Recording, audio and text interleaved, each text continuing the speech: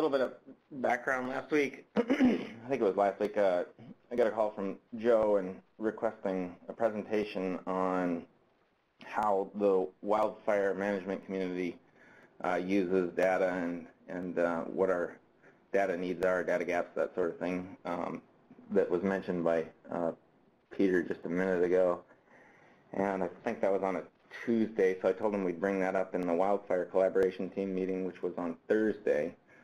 So we talked about that a little bit in our wildfire meeting, and I pulled the group and tried to get people's thoughts on data and potential collaborations.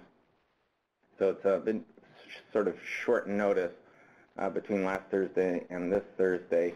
I got a few responses from the wildfire team. But really, I ended up mining our old meetings and our old documents and just talking to some of the people on the team and just trying to collate all this together. We can go to the next slide, Sarah. So those were basically the data sources that I used. So really, it was just me sort of brainstorming and collecting work that's already been done and talking to people on the team and trying to figure out, where some potential collaborations are. And I put them together, and I didn't have a whole lot of time, so the organization of this presentation is probably not the greatest, and I didn't even use a theme or anything, and that's why it's black and white. And so I'll state right up front that it's sort of biased toward the presenter.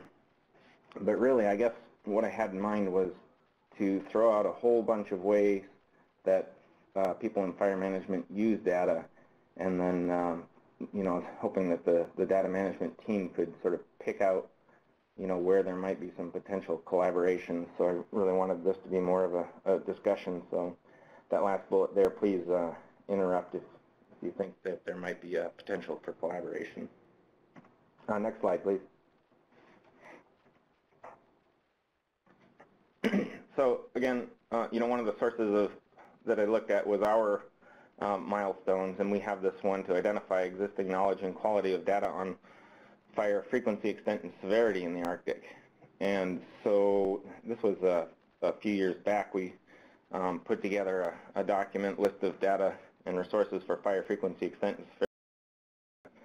And that's at the fire website. You can look at it there if you want. So I went through that document and picked out some topics.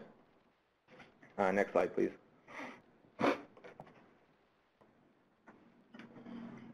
And then the Alaska Wildland Fire Coordinating Group, the AWSCG, has a subcommittee, the FERDAC, Fire Research Development Application Committee, and that committee collects and maintains a wildland fire research needs list.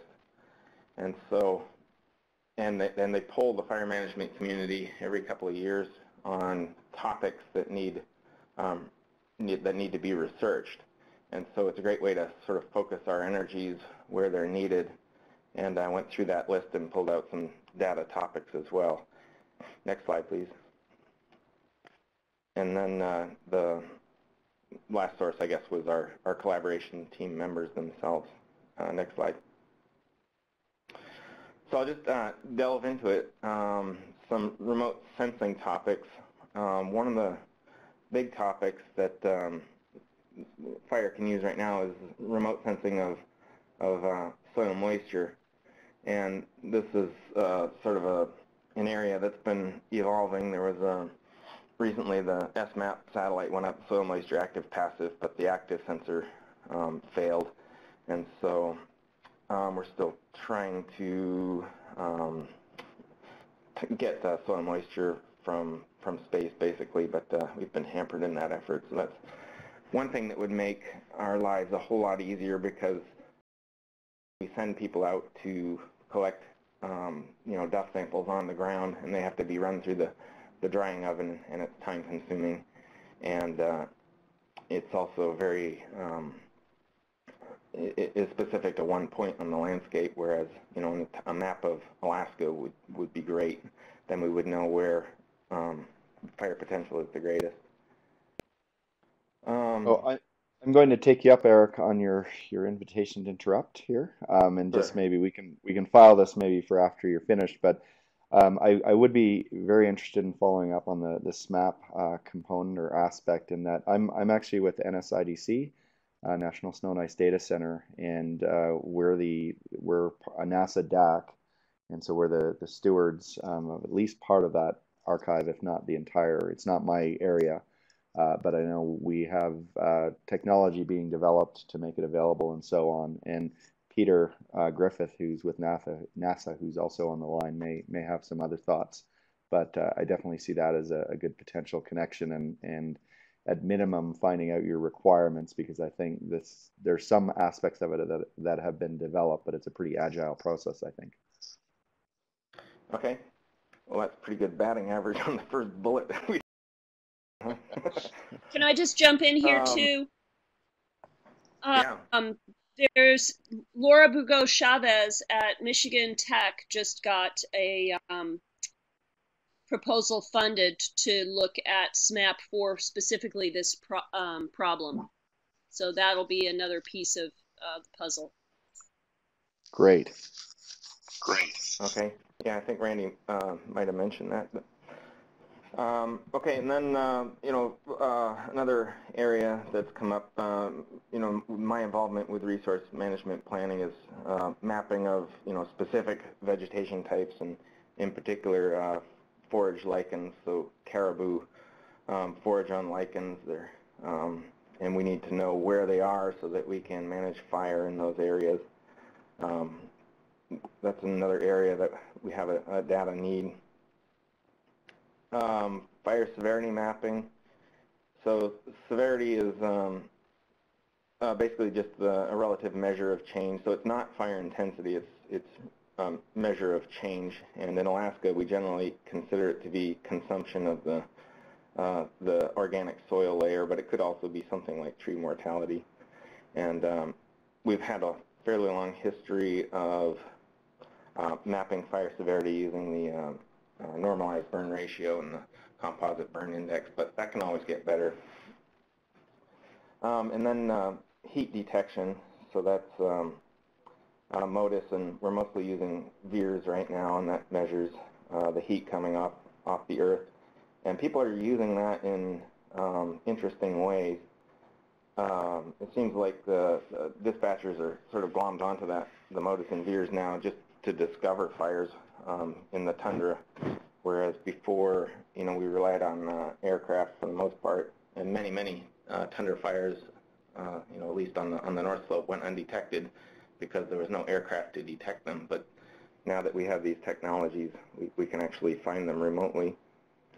And then, the other side of that is people are using those MODIS and VIIRS dots to do research into the conditions that cause fire growth, and there's a lot of interesting both research coming out of that and also fire management, is that on large fires where, at night or where you can't fly a fire, a lot of times you can track the growth of a fire through the MODIS or VIIRS dots.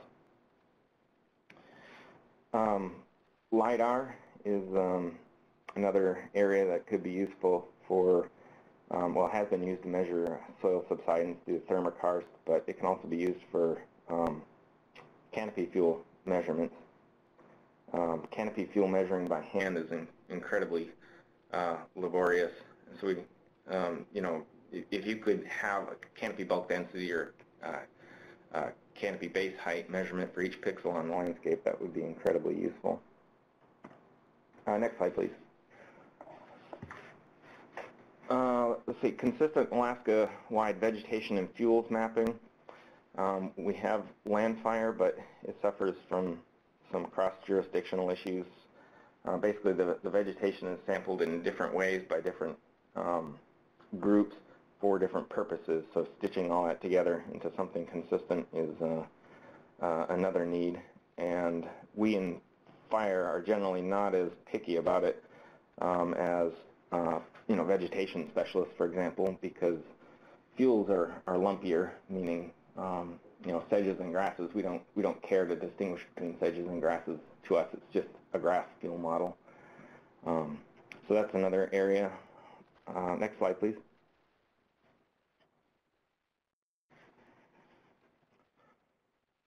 So for fire extent and frequency, we have official fire reports, and this has been sort of the go-to for everybody, and it's very expensive. I don't know when we first started using these fire reports, but it's decades ago. And you can access them through many different points.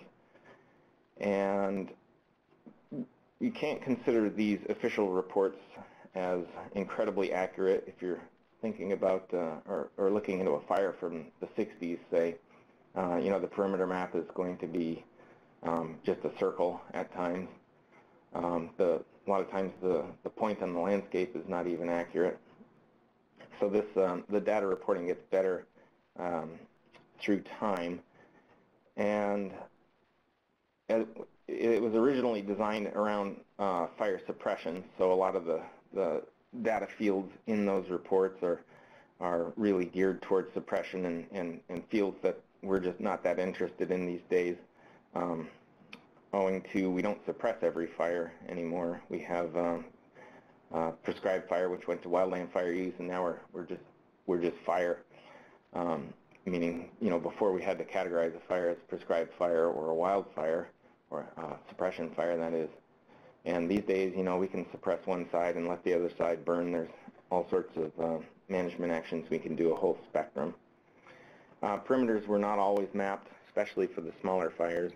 And in the old days, it was just a perimeter, which, you know, these days we have basically a raster image where we can detect unburned patches inside the perimeter, and we have perimeters for every day that you know, an aircraft is flown it, so we can get progressions through time.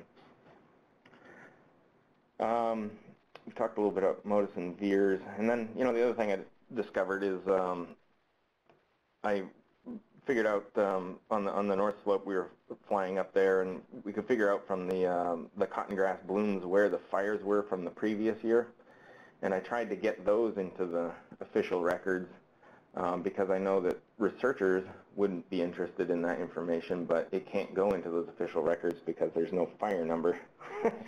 So a little bit of institutional problem there. But, next slide, please. Burn severity, there's the burn severity, or burning monitoring trends and burn severity program, and they have algorithms that evaluate the spectra of pre and post fire, and they are able to come up with a measure of fire severity. It's looking at the top layer is always going to be the best layer to detect change pre and post fire. So if you're in a forested area, it doesn't work as well as something with a low canopy, a grassy area, say. Some success in tundra. I think Jen Barnes at the Park Service has done quite a bit of work up in Noatak. And it's sort of the methodology varies by vegetation type. It's used nationally, but it requires some ground truthing, you know, for your particular vegetation type of interest. Next slide, please. Fire effects monitoring. Park Service and Fish have extensive sets of fire effects monitoring plots on the ground. They have actual programs, particularly the parks. There are a lot of plots in Noatak and Gates, Canudi, other places. Other agencies, including my own agency, the BLM, we don't really have a whole lot of plots on our lands out there because we don't have that program. Forgot what I was just going to say about that. Anyway, and other long-term records plots exist from the 70s out on the Seward Peninsula. And then some other research-oriented plots, University of Alaska Fairbanks and the Forest Service. They're doing some work out in the tundra. And we have put monitoring plots on the 2007 Anaktuvik River fire, and we're hoping to get back and sample those again next summer. Caribou migration patterns in relation to post-fire usage. Got some information from the Anaktuvuk River fire. Alaska Department of Fish and Game collars caribou, and so they have some idea of where those caribou are and what they're doing. So if we can match that up with the fire effects plot work, that's another good source of fire effects information. Next slide, please. We have a fire and fuels research map, and this is on the AICC website, the ARC-IMS site. Same place that you would get the fire perimeters and the locations and all that. There's another drop down, and you can bring up this layer which has, well, voluntarily all the plots that we know about on the landscape related to fire and fuels research. So there's quite a few blue dots on that landscape. And each dot has some metadata about the project tax and that sort of thing. So actually pretty useful if you want to know something about a certain area on the landscape. You can just select those dots and figure out who to talk to. All right, next slide, please. Meteorology and fire danger. So this is sort of a big one that came up almost at the inception of the wildfire collaboration team, is that the the fire weather station system, the RAWS, remote automated weather stations, coverage is extremely poor in Alaska relative to the lower 48. And just to illustrate that, for the entire North Slope there are 2 RAWS stations, one at Umiat and one at Inagak. So it's just a huge area with only 2 fire weather stations out there. And it probably hasn't been an issue in the past few decades, but it's probably going to become an issue as we get more fires up there.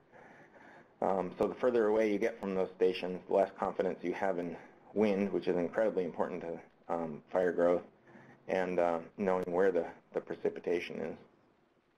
I'll take the... And then even if we... Can I take the... Sure, go ahead. Interruption carrot.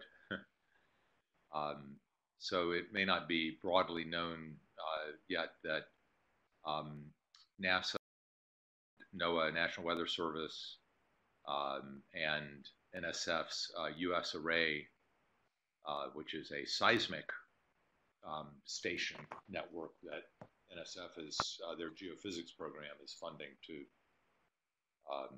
put seismic stations in a grid across Alaska, a little bit of Yukon. In any case, the Weather Service and NASA are contributing funds to add weather stations to that grid. So although it still won't be anywhere near as dense by probably a couple of orders of magnitude of what exists in the lower 48, there will be another 160 weather stations probably across Alaska in a more or less fill in the gaps kind of grid, including the North. Wow. There's I just want to interrupt as well to say that they gave a presentation to the Terrestrial Ecosystems team meeting on Tuesday, and my understanding, and it should have been posted on the website, is there's an October workshop in D.C. about that, and I think Renee Tedesco is the one who posted it on the website. So if you want more information about that and the addition of the weather stations onto their array, check out that website and check out the PowerPoint by Bob Woodward. It's Bob Woodward that covers the additional where the array and how it's going to be utilized. Eric, I know that Sharon and Heidi, the predictive services meteorologists at AICC, have been with the U.S. Array about their implementation. So our community is aware of and involved in this discussion. Okay, we can talk to them, but I guess the next questions are sort of the other bullets here. Is a lot of times people are collecting anemometer heights, you know, for different purposes, and so there's always some, not always, but you might not be getting the weather that you think you are, and you might have to adjust it, et cetera. And then, you know, not all systems are communicating, you know, to the satellites or whatever, but those are sort of the collaborative and cooperative bugs that need to be worked out to make all this information usable to, you know, everybody. So that's sort of, I guess, where the collaboration end would come in. Lightning mapping. So BLM is a little bit different from the lower 48 in that we own the lightning system. So that's it's readily available as public information. It's been improved technologically, and there have been several upgrades over the years, and one fairly recently. And there's interest in lightning, of course, because it's a major igniter of fires, and people want to use that lightning information for research. But you know, as you look retrospectively, it's not often clear how much of the change is due to increased lightning, say on the North Slope, or whether it's due to technological improvements. So we've got some issues there. Next slide, please.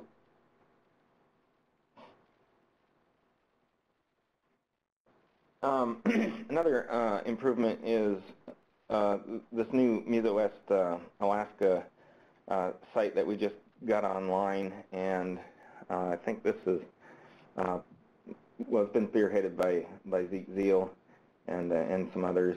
And if you can imagine, in just a few years ago, all we could see were these colored dots on the map.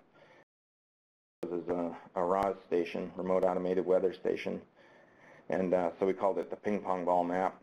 But now, with the National Digital Forecast Database, we have an estimate for each pixel on the landscape. And for both weather, we've got you know, temperature, RH, all that, but the fire weather indices as well. And you know, we're looking right now at the fine fuel moisture code across Alaska for June 14th this year. So this has been a pretty big recent improvement for us. Next slide, please.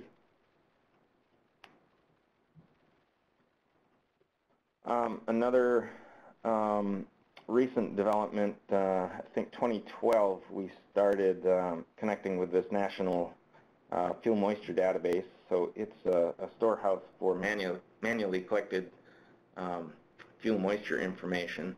And again, it's national, so fire sources from Alaska, when they go down south, they can still connect to this database and get local fuel moisture information. The caveat being if that information exists, because again, it's very time consuming. You have to go out there, actually collect this information. It takes, you know, me at least, you know, a half a day, and you know, just to collect the samples, and then you have to dry them overnight. So there's at least a 24 or 48 hour time lag before you get the information back. And also it tends to get neglected during big fire years because everybody's out on fires, and during wet years like this one because everybody's on fires elsewhere. So there are some problems there as well.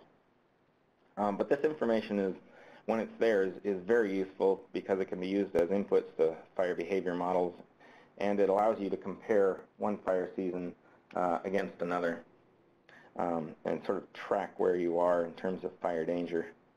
And it is also usable for research and monitoring purposes. Again, very accurate, and that's sort of as opposed to something you might get from remote sensing, which would have some possibly substantial. Next slide, please. This is just an example from Fairbanks, and it's just depicting the soil layer, sort of an intermediate depth soil layer for 2014 through 2016. So it just allows you to compare from year to year. Next slide, please.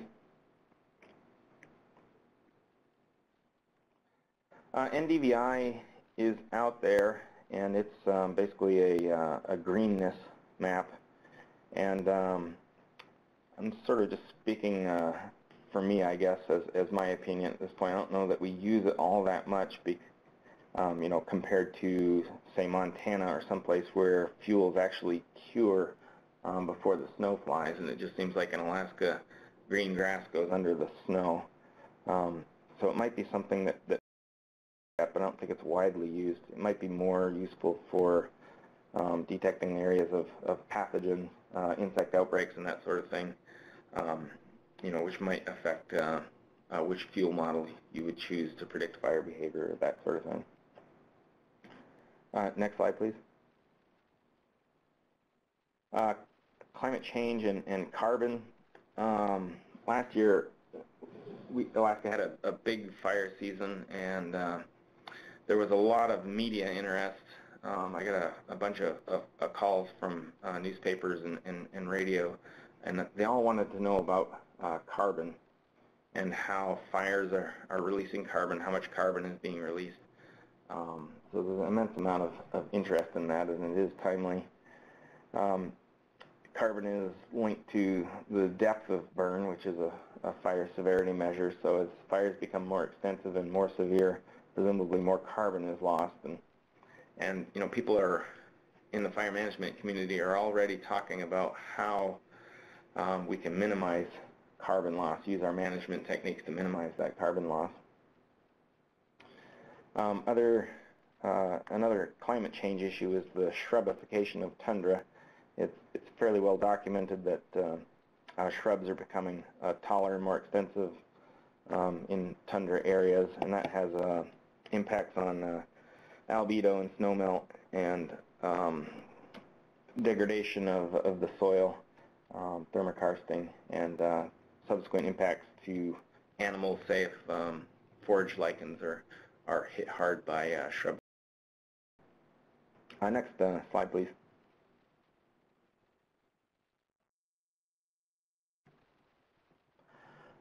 Smoke modeling is becoming fairly important. If we get more fires in the landscape, we're going to have more smoke, and it's important for prescribed fire. We don't want to put fire on the ground if it's going to smoke people out, so we want to know the conditions that are going to ventilate that smoke. And it's important for fire suppression as well, because we can time, to some extent, burnouts and fire management actions to occur when the winds are favorable to move that smoke away from people. And it would be useful also for notifications and advisories. And it's something that is becoming more important, but we haven't really done a whole lot of smoke monitoring outside the urban areas. Next slide, please. Fire information, this is also sort of a recent development. In the past, when the public has wanted to know about a particular fire, they would have to call the incident management team or AFS or the Department of Forestry, State of Alaska. But that information has been centralized now into this Alaska Wildland Fire site, and this is just a screenshot from yesterday, not a whole lot going on in Alaska right now. It's been really, really wet, so we're talking about how crews are leaving Alaska to go fight fires. So this is sort of one-stop shopping for the public. Next slide. And then sort of the last part of this presentation is just some comments from the Wildfire team members. And this is an idea about talking about air quality and smoke and pushing notifications and information out to remote villages. So that would be an effective use of fire and smoke data. So we do have different ways that we can push information out there these days, so we need to get behind that. Next slide. And then another comment about finding imagery and other geospatial fire-related data. I guess as more information becomes available and more information is collected, there are newer and different systems So maybe some centralization of data access would help geospatial fire analysts. Next slide, please.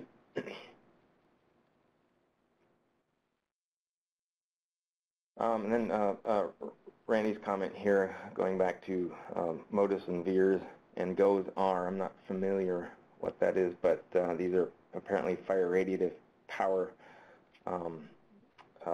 geospatial layers. And the pre-events might be what you were talking about, Allison, with what was her name? Burgos Chavez there. I can't remember her first name. Laura. Then, that's a different Laura, proposal. Right. Thank you. You're welcome. And then the weather data streams also. Again, collaboration or cooperation between different weather station owners. And then next slide, please.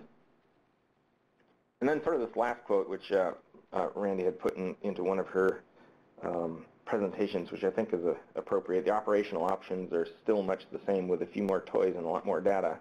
And that seems to be a theme, is that fire managers get more and more data from different sources, and it really allows them to hone in on their objectives and goals and manage things efficiently and economically and all that. But when it comes down to fire management, the options are really sort of more or less the same. We can light fires, we can put fires out, but we still have crews on the ground. We're still using helicopters designed in the 60s and those sorts of things. So with that, I think that's the end of my presentation. Well, that's great. Thank you so much, Eric. I'm very happy with the black on white, given that it's such a comprehensive presentation. I really appreciate the time that you spent putting this together. I'll maybe start with just a few comments, and then we can go around and see if there are others on the call who might have some thoughts. But I already mentioned, NSIDC and SMAP, but I think just generally NASA data, I'm sure, intersects here in terms of remote sensing, and your community may already have a handle on that, but there are some really exciting things happening at NASA in terms of distribution and modeling and all of that. So that might be something to think about. The NCEI, National Center for Environmental Information, I think at NOAA, I know there's a lot of work that's been done there in bringing various data sets together, and they're doing a lot more. Hernan Garcia, who's with that initiative, is here at the meeting. I've been having some good discussions with him. So that's another node. Related to that would be the new NSF Arctic Data Center. So Matt Jones, who's the PI on that, is here, and they're connected with NCEI. So that's more on the research side of things, but they're doing some good work. They're just getting started on, I think, a 5-year grant, and they're just in the first 6 months, but doing a lot of work with respect to integration and data discovery and distribution and that sort of thing. So those are a few. There's another initiative that you may or may not be aware of called the Arctic Domain Awareness Center, or ADAC. And Church Key, the leader of that, presented in this group a couple of months back. So it's a multiple partner organization or initiative, including University of Alaska Anchorage, DHS, DoD, and a number of other. And they're kind of a bridge, I think, between operational and response type data and applications and the research community. They're trying to sort of interact in both sides. So Church and his group may have some good connections here. Community-based monitoring, you already sort of brought that up with your mention of maybe at SMS. There's a project that I work on in my day job with a project called Aloka and Inuit Circumpolar Council, and we've developed an atlas of community-based monitoring for the Arctic, circumpolar Arctic, but there's a lot for Alaska. And that may be a way to start thinking about how you could connect and get a network going. And in addition to that, it's not public yet, but I've just been with some co-PIs. I am a co-PI, but we've been funded for a research coordination network around community-based monitoring and observing. that should start probably in a couple of months, and we're going to be looking very closely at Alaska, but also in Canada and elsewhere. So I could maybe follow up with you on that in terms of how you might get access to the communities. So those are just a few things that came to mind. You may be aware of many of them, but certainly I think there are a lot of possibilities given the detail that you guys understand your data requirements and what's already out there. Okay, thanks. There were a lot of acronyms. Could you maybe just summarize that and shoot me that email, and then you know, I can take some of this stuff or all of this stuff back to the wildland group and try to regurgitate it there.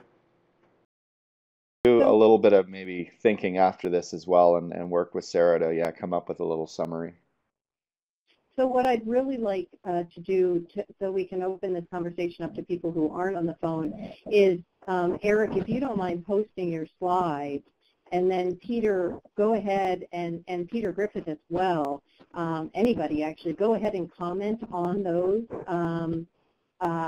and put the detail into the comment section, because then we can capture it for everybody to see and get a dialogue going that way.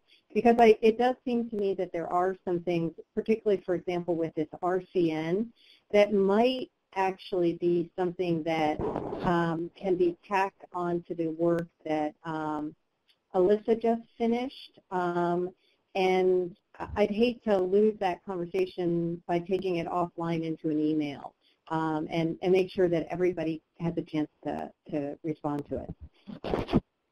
That sounds wise, Sarah. I might also mention, just thinking, you mentioned in one of your slides, I think one of your group members talked about a little bit more of a single window kind of idea to be able to discover and access data without going to all the different sources. I am aware of a project that's being funded that's going to be looking at that at the national level, and I'm doing some others at the international level. I can't say more about the other one right now because it's not actually awarded yet, but that should be soon, and this could be a really good use case or application that they could maybe focus on in terms of bringing together all these sources.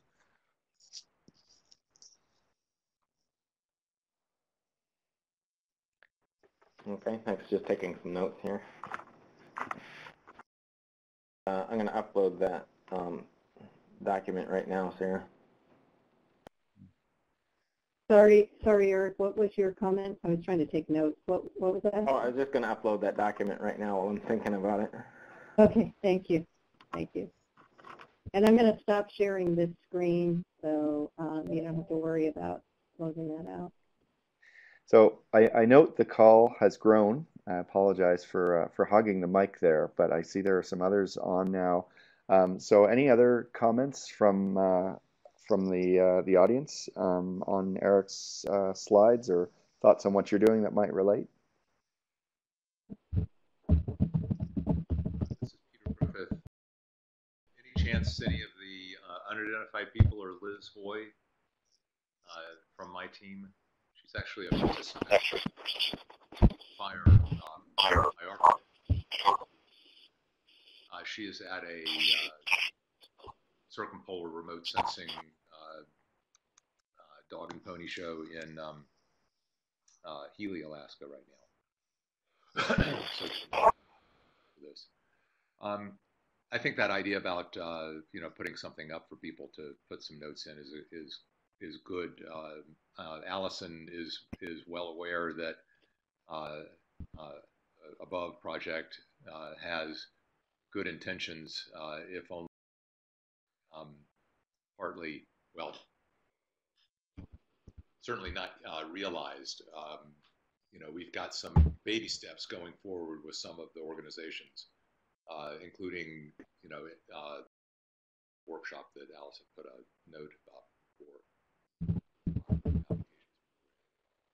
And any number of different Above investigators are working on little aspects of this from a research point of view. I think Allison made a good point about a lot of the researchers being users of the operational agencies, and I think it remains to be seen how useful that we can be in turn to these operational needs.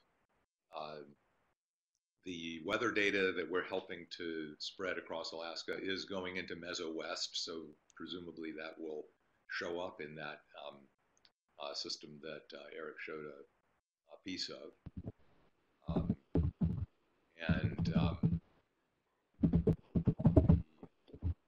You know, a number of cross cuts are great enough that I don't think I should go through what they might be. What I would add is that we have solicited and are in the review stage for an airborne campaign that will take place in 2017 and 2019 for remote sensing of a lot of the things that Eric was interested in. Once again, it would not be happening on an operational basis, but we will have Air Moss and UAVSAR and Avarice and Elvis instruments, as well as a number of others that haven't been selected yet, that will be flying pattern across Alaska and Canada in those years, and probably contribute something useful, I hope, to Eric, to Eric's needs. Peter, this is Sarah. I missed that. Is that airborne or remote or satellite? That is an airborne remote sensing campaign for 2017 and 19. Of course, most of the investigators will also be using satellite products so that the airborne measurements can be extended across space and time. And does that have a mission name? It's part of above. It's part of above. Thanks. For some reason I thought it was different. Thank you. Well, thank you for that, Peter. I do note that we're coming on time. We have a couple of other agenda items. So if it's okay, I might suggest that we take the conversation as was suggested to the site. And maybe, Sarah, if you could post the link to that, just so people are very clear on where the presentation has been posted and also where the conversation will happen. We could do that. I'm also going to have a hard cutoff in a minute or two because I've got a telecon for planning the airborne campaign. So, okay, well, maybe we can move on. And I just want to say a huge thanks to Eric and to Allison and others for all the work you put into this, and very helpful. And we will definitely be following up, particularly when Joe gets off his plane, so to speak. Just before you leave, Peter, and I want others to know, this relates actually to the next meeting for this group. There will be one on October 20th, and the focus on that is going to be on interoperability, or the ability for all of these sort of data systems to talk to each other effectively. That will be in preparation for an international meeting that's going to happen in early November in Italy, from the 8th and 9th of November, on interoperability in Arctic systems.